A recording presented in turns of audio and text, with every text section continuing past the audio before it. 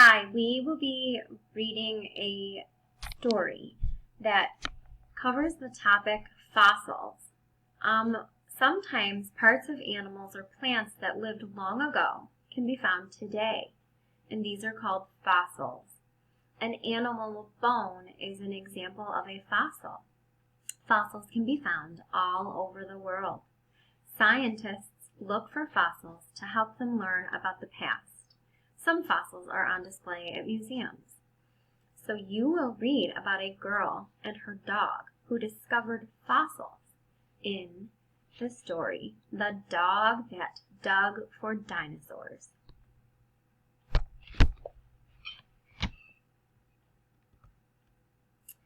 This is a biography, and it tells about events in a person's life, which means it's true. These are true events that occurred, and it's all about a person's life.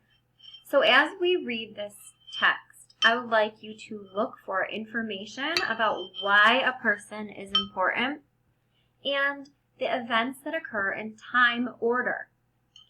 The author is Shirley Ray Redmond. She lives in Mexico, and she begins her day every day by waking up early and watching birds. She has bird feeders in her yard, and then she sits down and enjoys writing. And the illustrator, even though this is a true biography, a true text, there is paintings in this text.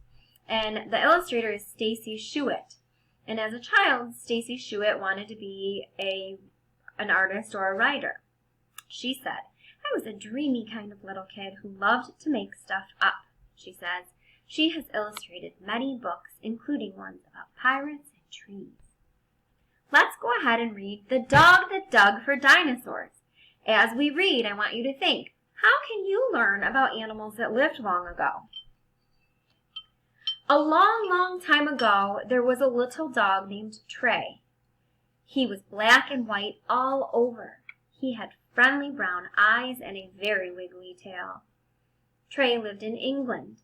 Trey was a real dog, and this is an honestly true story about him.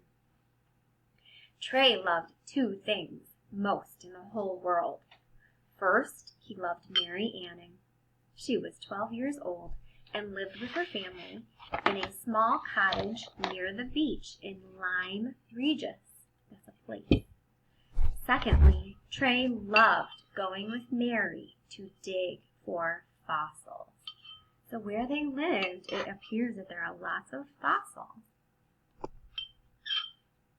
So what are fossils anyway? They are the remains of animals and plants that died a long time ago. When a leaf or bone gets pressed between layers of sea mud, it leaves an imprint. After many, many years, the mud hardens to rock. This is a spiral fossil like a shell. Trey and Mary knew that they would find the very best fossils high up in the cliffs around the beach. They climbed up there every day. Trey sniffed the rocks. Sniff, sniff. He pawed the dirt. Scratch, scratch. Mary used a small hammer and chisel. Tap, tap, tap. With these tools, Mary carefully cut fossils out of the cliff, just as her father had shown her. Trey watched as she placed the fossils in her basket. Most of them looked like seashells.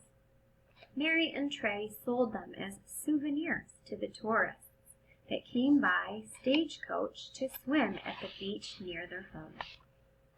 Souvenirs, remember, are little items that people bring with them or take with them to remember a place that they visited. One day, Trey and Mary discovered some very large bones sticking out of the rocks. They were huge! Trey growled and tried to dig the bones out. Mary used her hands to brush away the loose dirt. "Trey, we've discovered a monster," she declared. The bones were much too big for Trey and Mary to remove by themselves. "I'll go for help," Mary said. "You stay here, Trey."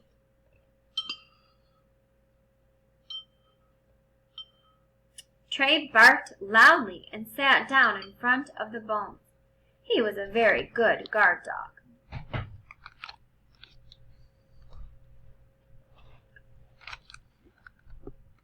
Mary ran all the way back to town and asked some grown-ups to help her.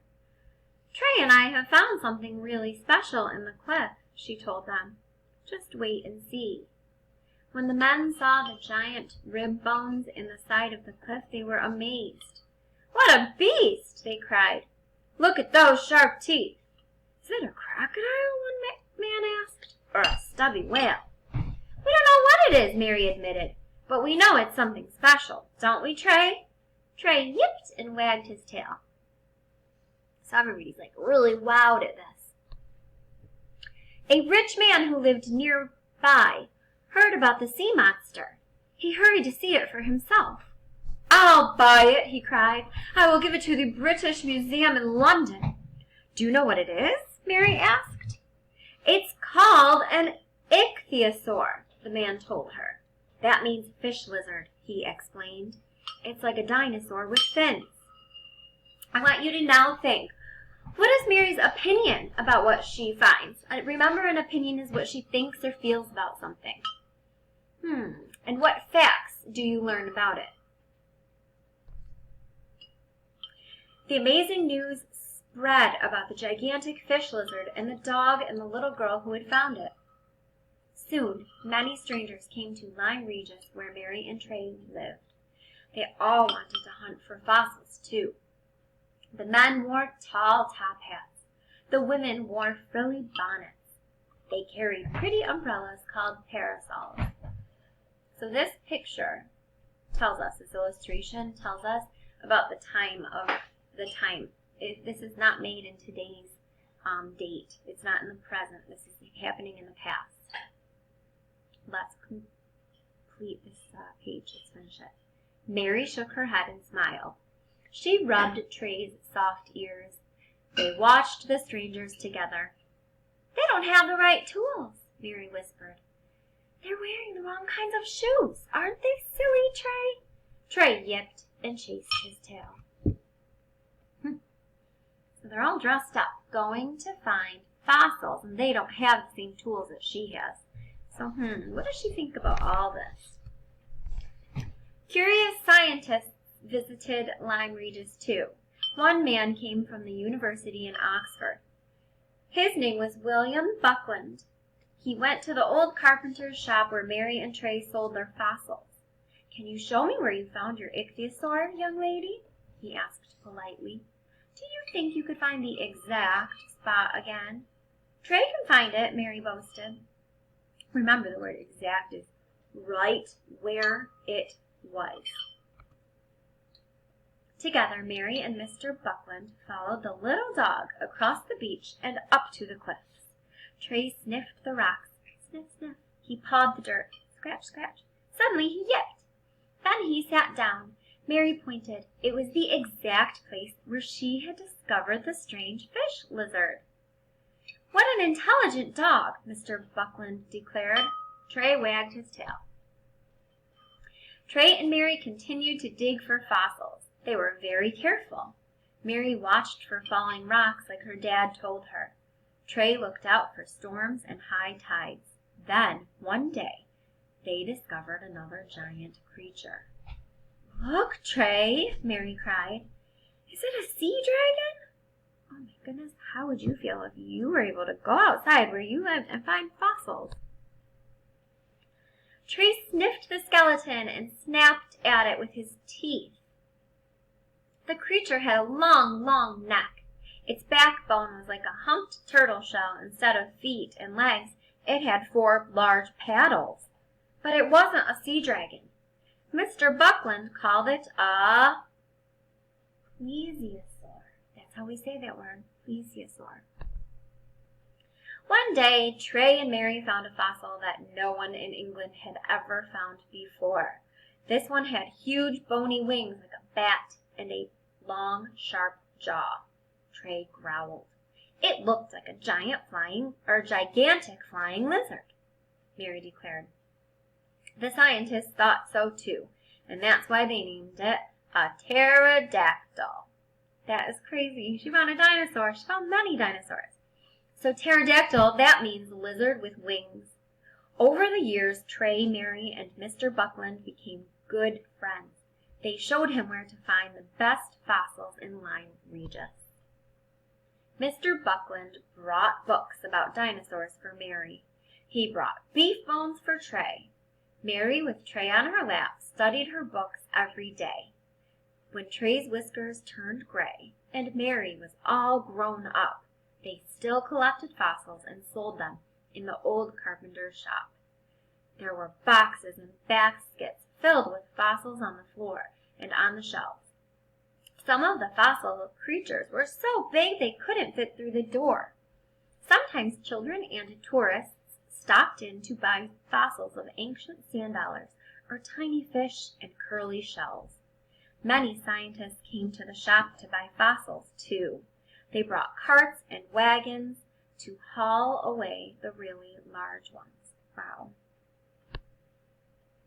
Trey and Mary Anning became very famous. Today, if you go to the Natural History Museum in London, you can see the large fossils they discovered together. You can also see a famous painting of Mary holding her fossil basket and Trey, the dog that dug for dinosaurs. Now that we've finished reading this text, what is the author's purpose for writing about Mary and Trey? What did you learn about Mary and Trey and their lives? There's a picture of her all grown up with her dog, Trey. They did this for their whole life.